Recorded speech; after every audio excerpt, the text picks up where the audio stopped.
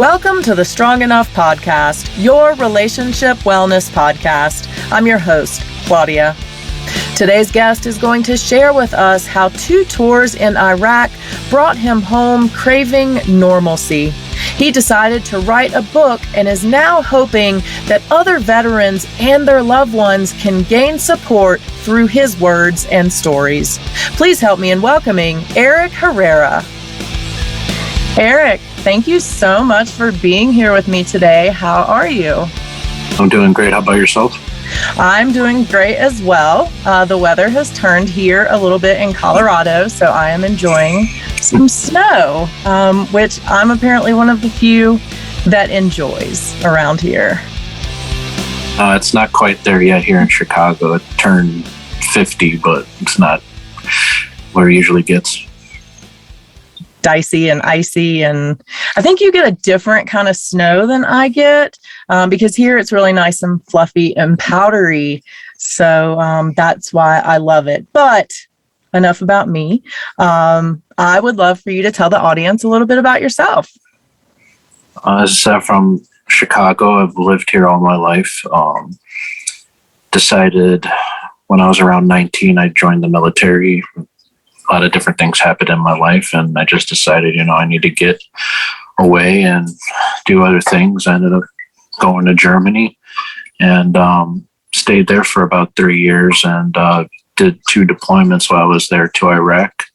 I've been out for maybe the last 10 years. I got out in 2010, and right now I'm living a more peaceful life than I have before.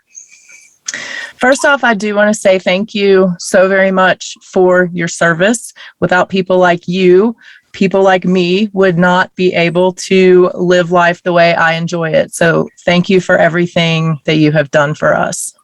It's no problem.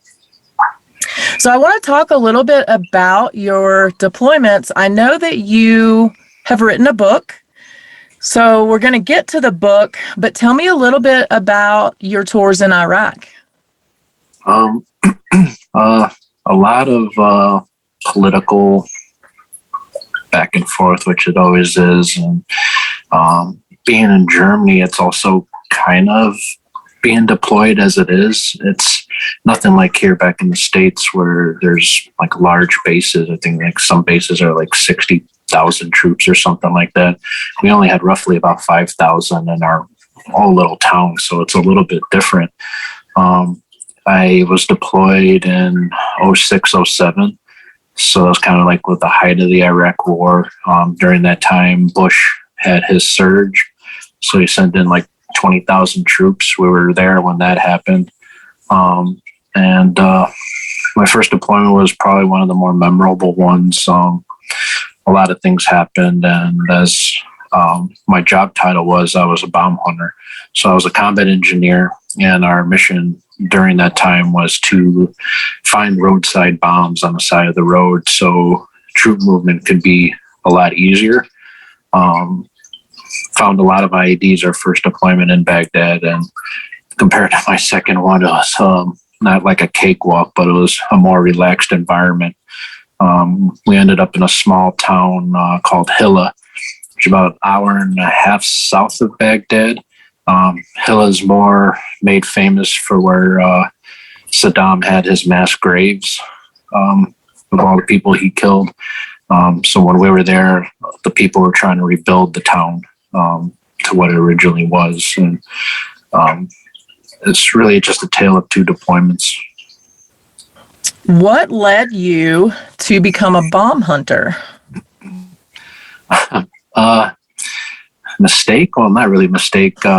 When I joined, my mother said not to do infantry, but I think I picked the worst job of it.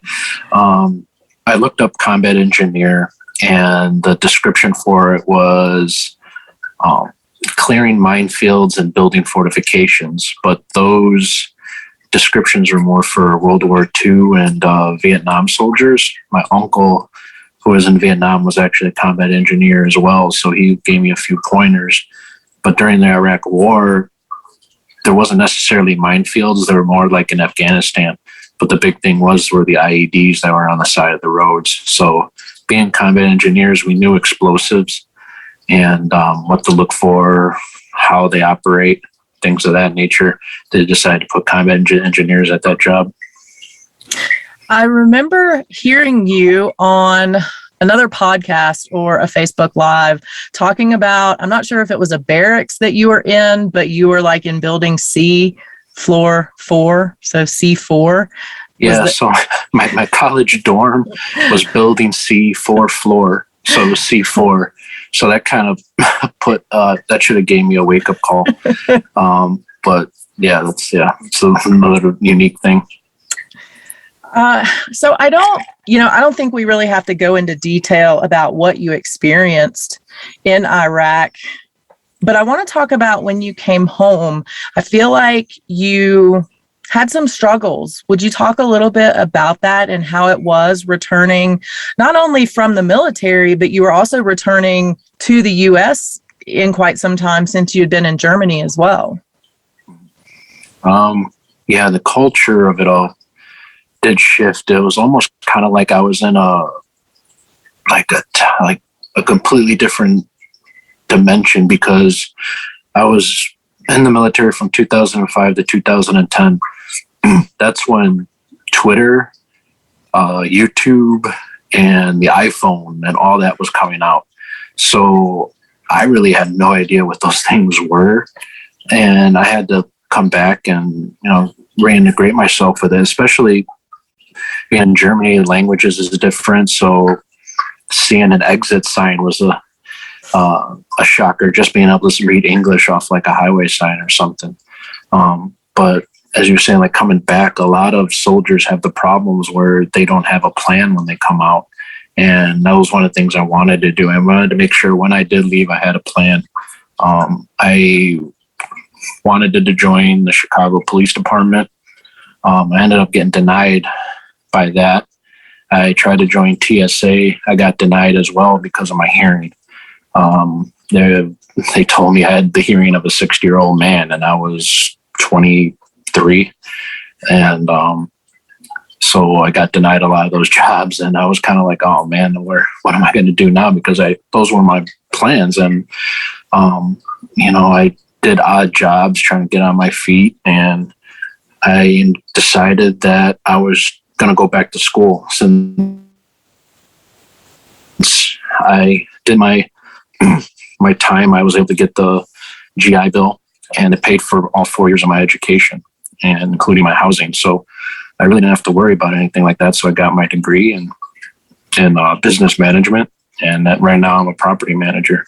But during those 10 years, it was rough for me because a lot of the memories were with me, and especially during my first deployment where we lost soldiers, and speaking with family members. A lot of the family members got like half truths of what happened to their loved ones. And being there for those incidences, I wanted them to know the truth, because I know there was a lot of half truths, some lies, people saying different things, and made me upset that I want them to know what the truth was. So a lot of them gave my blessing to write my book because they wanted to know what happened. And being able to write relieved a lot of stress on my shoulders. It took you several years to be able to write the book. Did you think about it early on and just weren't ready? Or did you not think of writing it until you did and then just kind of jumped in full steam? During all my years at school, I always sucked at English.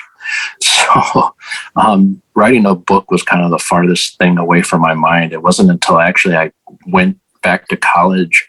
I had an English teacher who was actually a linguist, and he helped me understand English a lot better and how it's framed and everything. And I started getting A's in English. So, you know what?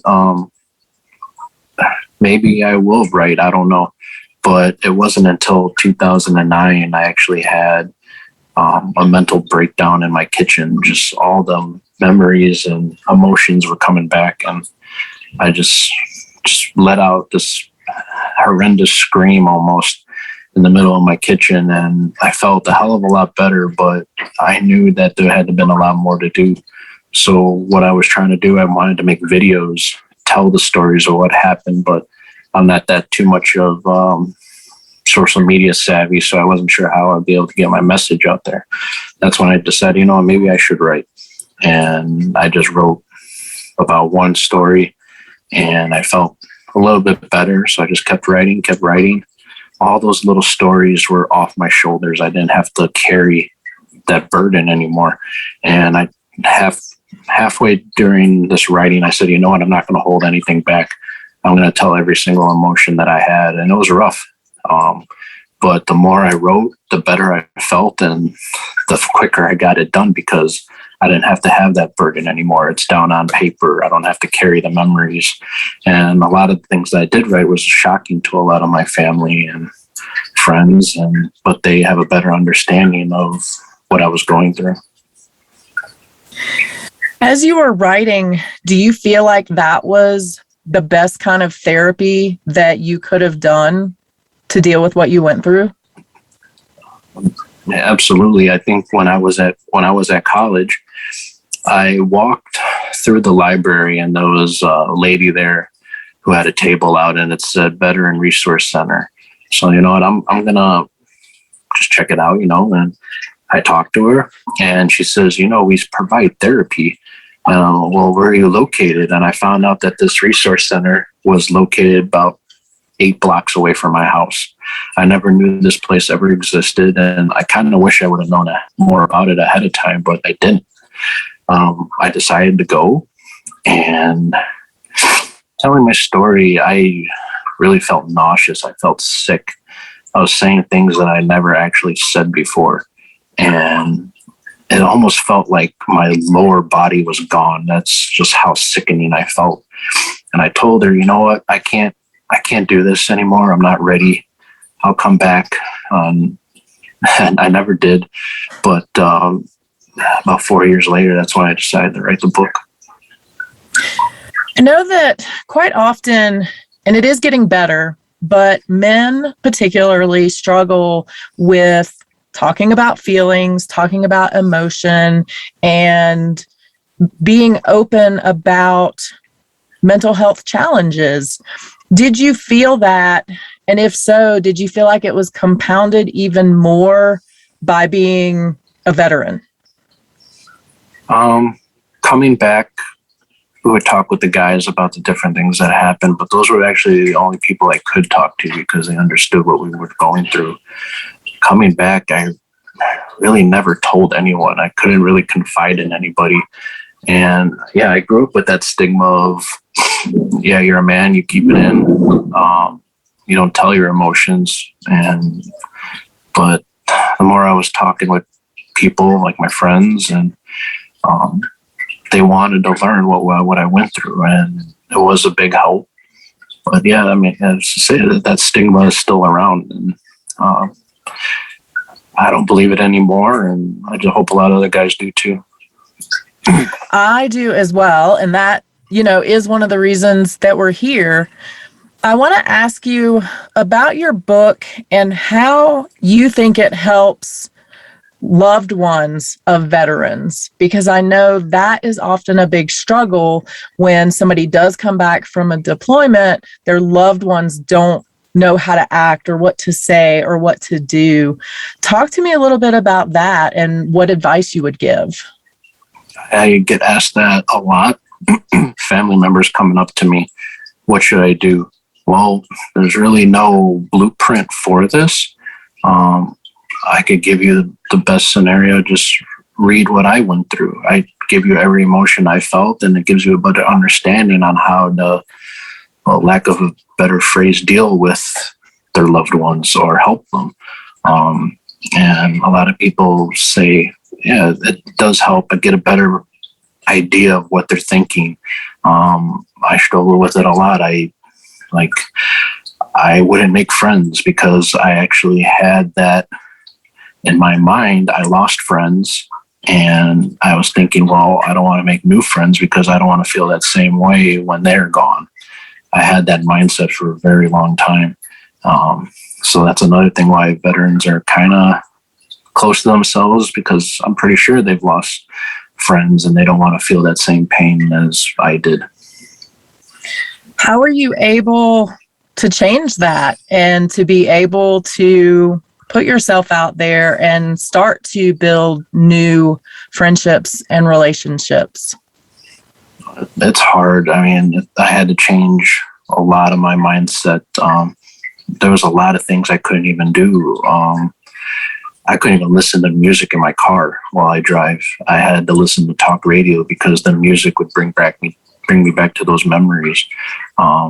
It's a slow pace. It took me 10 years. I mean, there's no timetable of what it is. It's just you have to come to what you want to do, or find something that helps you with those struggles. I mean, I took up fish keeping for about 5 years. It's a tough hobby, but it kept my mind off of what I was thinking, and I was able to enjoy it at the same time. You always have to find something to keep your mind off of what it is.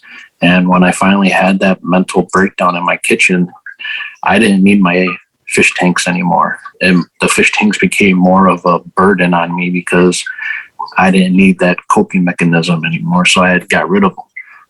But yeah, you just have to find your thing. I know every veteran has their own thing, whether it's hiking or riding. My uncle was riding motorcycles. My other uncle was another Vietnam vet. His was photography.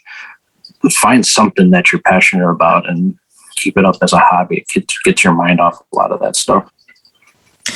Were you able to connect at all with your uncles over what you went through and what they probably went through as well? My one uncle who was a combat engineer, he saw a lot of change in me when I would come back for leave. He would see it in my face right away and would want to talk to me instantly. He went through a lot as well during his time in Vietnam, and he was also a Chicago cop for over 25 years. So, I mean, he had his struggles through that.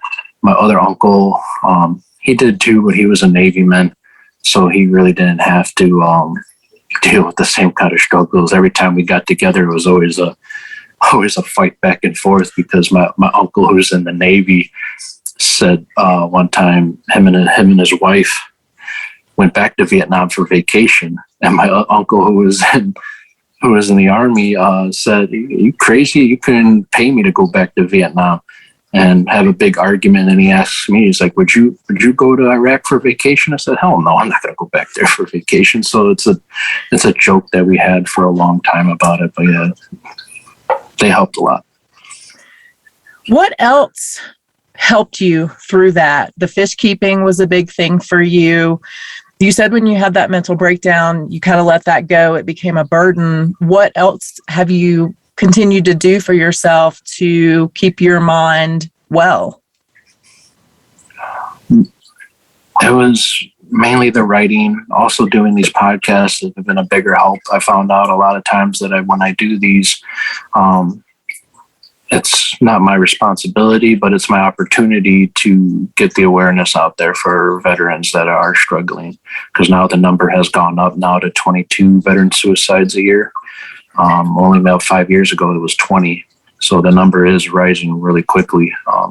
And since I've been doing these, a lot of people have been speaking out. I see billboards now on the highway about veteran suicide and hotline numbers, but a lot of those hotline numbers really don't help. You're probably put on hold for a while. Even VA hospitals, you have to wait 6 months just to get an appointment. But there has to be more advertisement, I think, about these resource centers that I never even knew that was right next door to me. I know I'm more fortunate because I'm in a bigger city. A lot of soldiers are in a lot of small towns, and their resource center might be 2-3 hours away. So, I mean, you need to have a better chance so these soldiers could help themselves. What can we do? I mean, you said more advertising, letting people know about the resources that you didn't know about.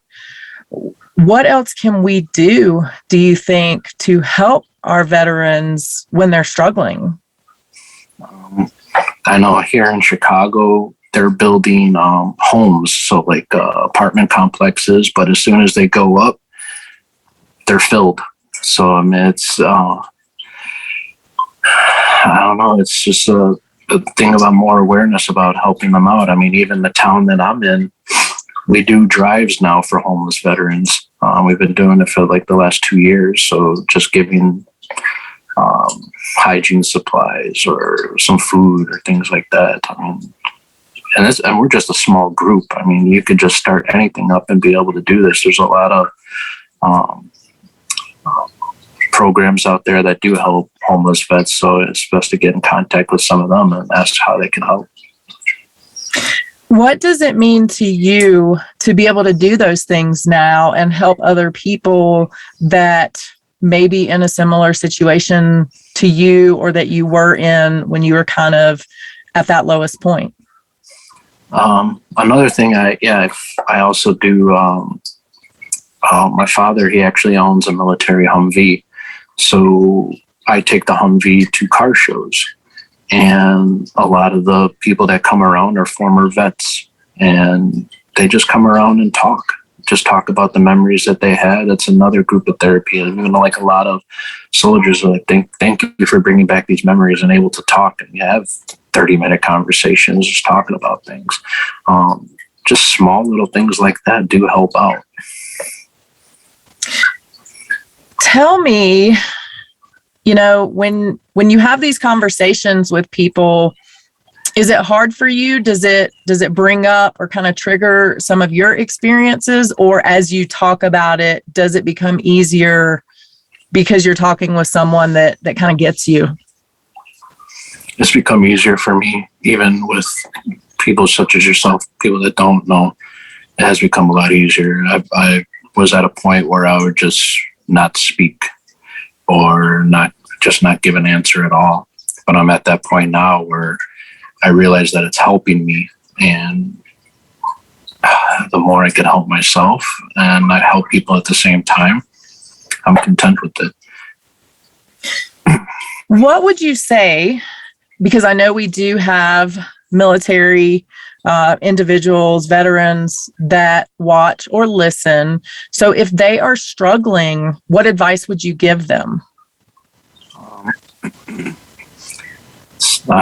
The one thing that I could really give you is if you just Google Veteran Resource Centers, there's a website where you could actually type in your zip code and it'll show you the closest resource center. These places are not just like therapy sessions. They have outings. They have group talks. So other veterans come together and talk about their experiences as well. There's so many other programs there that I didn't utilize that I know. I know like single soldiers might be able to do, but that's the best advice I could give them. And I know we talked a little bit earlier about family, friends of veterans, but if they are seeing a loved one suffer, what should they do? Should they also Google those resources and try to get their loved one to accept that help? Yeah, I mean, just give them the information. I know when I left the military, I was given a pamphlet of numbers, and usually you're just left on hold. And with everything in the military, it's a slow process. So just being in that mind frame is already putting you at a disadvantage. So, I mean, you have to know it in yourself that there are places out there that actually really do care. And I see a lot of them now are actually working for a lot of people. So it's getting better. I mean, it's taken a while, but it's trying to get better now. That's what I was going to ask you. If you felt like from when you got out to now, do you think that the resources have improved, or at least the accessibility to the resources have improved at all? They have, especially with technology improving. I'll tell you a story. When I left, I got out in 2010, but I had 3 years left of inactive reserve. So I had to report to a base for like once a year. The last 3 months, I would get a phone call, an email, and a recruiter come to my door almost every day asking me to come back. And it was nonstop. And I was like, no, unless you're going to give me some outrageous signing bonus or something like that, I'm never going to come back. And the last day that my contract was completely done, I never got a phone call, email, or any recruiter come to my door ever again. And all during that time was me to come back. It was never anything for any resource center or help if I needed it or suicide line. That was back in 2010, 2003. So in that time frame, now I see it's a lot better now. I see a lot of signs for different things. So yeah, it has gotten better. Did you feel let down by the military for being treated that way, for kind of just hounding you to come back, but not to really help you? I could, but how I looked at it is that I made a trade with the military. I gave my life for the military in exchange for a college education or experience or some to better me for the rest of my life. That's how I saw it. I could have been have a vendetta against them because of that, but that just wouldn't solve the things that I was going through. I got my education, I finished it on time, and I just say, all right, that's the end of our relationship. I think that honestly is the best attitude to have, because you weren't carrying that negativity with you. So were you able to always have that outlook and that attitude, or did that come with time? That had to come with time. When I got out, I was a grumpy old man. Every little thing would bother me. Kids, I was in a Best Buy. Kids were running up and down the aisles, and I was screaming at the kids, stop running. And I realized, oh wow, I'm not back where I was, so I can't be doing that. It took me a while to calm down or realize that people weren't the same as in the military. The bad thing about it is, in the military, if you do fuck up, they'll make an example out of you or put you in a place where you're out of sight, out of mind. If you do that here, yeah, you can't do that. So it was just, like I said, it's a whole new world that I had to get adjusted to, and it did take me a while to get used to it. But that discipline and focus helped me with my college. I became a straight A student. I never thought of that in a million years I would ever be that way, but it did. That focus helped me a lot. So in the end, good things definitely came from your experience. Yeah, I explained that at the end of my book, how I feel about it now, and I have no regrets about it. Is there anything that you didn't say in your book that you wish you had? No. But there are some stories I had to leave out because I still had a lot of friends in the military, so I couldn't say those stories. Everyone says that should be your book too. I'm like, well, it's going to be wait a couple more years for that one if that's going to happen. But yeah, a lot of things that I went through, struggles in basic training. I struggled a lot in basic training because I was actually 100 pounds over what I was supposed to be. I was about 270 pounds. I'm 6'3", and at 19, the military said I had to be 180 pounds.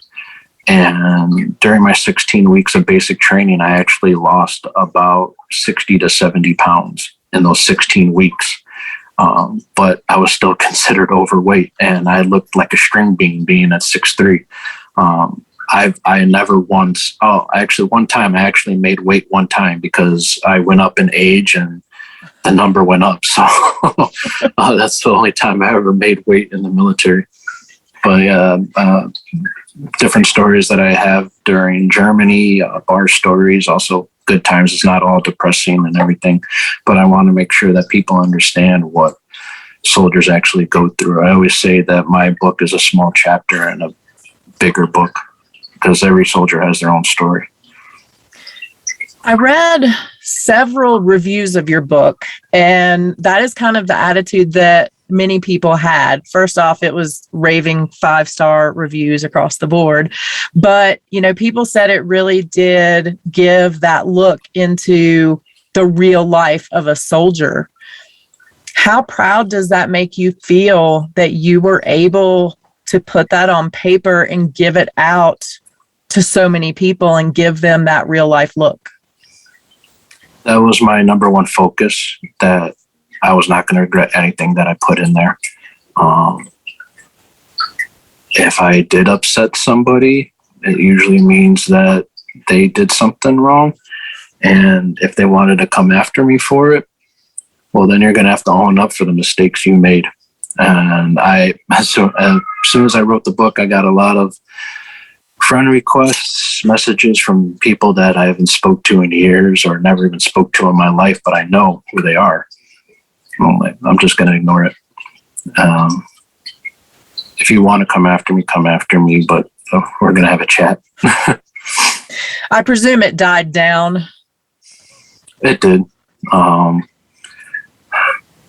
lot of, especially one of our commanders that I felt was out of line. He ended up dying of cancer about a month before I published the book. So I was like, all right, well, at least I never mentioned him, but I don't know. I just say karma. I hear you on that for sure. Tell me, what do you do for fun? What makes you smile these days? My kids mostly. Right now I don't do fish keeping anymore, but I do keep some reptiles now. That's my new thing. I had never thought I would keep reptiles, but I'm always willing to learn. I do car shows now. I take the Humvee, go to different car shows. Even if it's small events in my town, I bring the Humvee and see the kids smile and everything, just so they could enjoy it and experience the real thing. That's what gets me going, just be able to teach people about it. I even started going on TikTok now, just giving little things about the Humvee and jokes and stuff. So, that's just my new thing. I'm enjoying it and learning at the same time. I'm just taking it day by day. I still have a lot of quirks and everything. I can never wear a shirt and tie. I couldn't even wear hoodies up until a while ago because things around my neck would bother me because of the gear I had. I still can't wear a shirt and tie, though, but I mean, this is as close as I'm going to get. I could wear polos. But it's been 2 years, but I'm still healing. I don't think I'll ever stop healing. I'm so glad you said that, because I think a lot of people don't realize that and don't think about that any kind of trauma that we go through, there's not one day that you just flip that switch and you're like, cool, I'm better now. Everything's great. Like, it is an ongoing process. So thank you for saying that and sharing that. And you know what? Not being able to wear a shirt and tie, I mean, that's not so bad, right? Like, with the job I'm in, yeah. But I mean, I have tattoos too, so I'm kind of like, okay, whatever. I'm like the example of not workplace environment. It's modern workplace environment, and we are going to get to those tattoos in a minute. I want to ask you about your reptiles, because I am a furry pet person. So I want to hear a little bit about what you got going on with the reptile family. My daughter is the one that's into it, so she has a couple ball pythons. I wasn't like dead afraid of snakes, But if it comes along and wants to mess with me, yeah, you're gonna deal with me. But I just had a whole nother outlook on it. So learning that as well, and now I handle them no problem. I also have a gecko, so Papua New Guinea Leachianus gecko that I've had since it was 3 weeks old. I'm doing, but yeah, just they're a lot more low maintenance than fish, so it's a better environment for me. I think people don't realize how much work fish actually are. Like, not just a goldfish that you have in a tiny bowl, but like if you have aquariums, that's a lot of work that you got to deal with.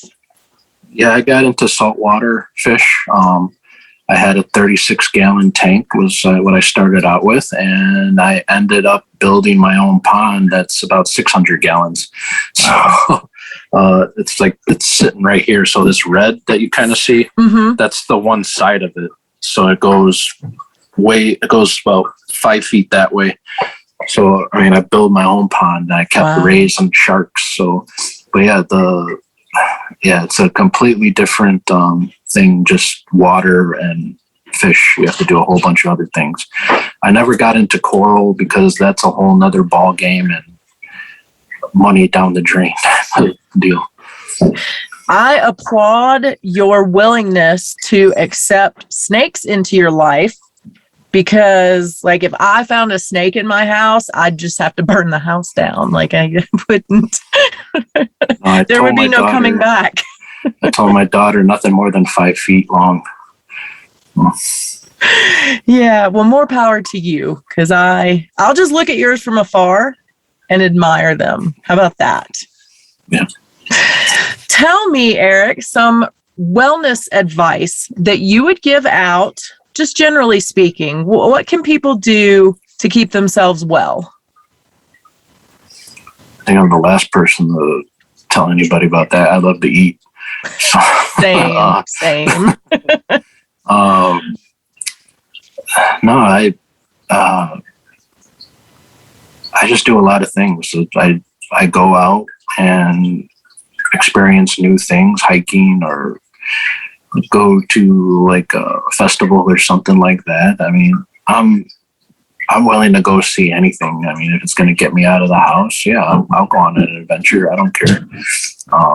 It can't be any worse than what I did before. That's what I tell a lot of people is like, well, a lot of people tell me like, why am I so like cool, calm, and collected or sometimes? And I'm like, well, no one's dying right now, so I really can't. Not going to over exaggerate on things. Yeah, I just go out and do different things. Even it could be some like wacky thing. I go to Renaissance fairs.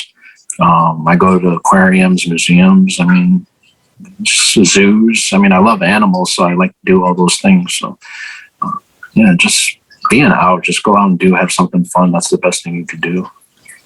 Do you dress up for the Renaissance fairs? Sometimes. I love it.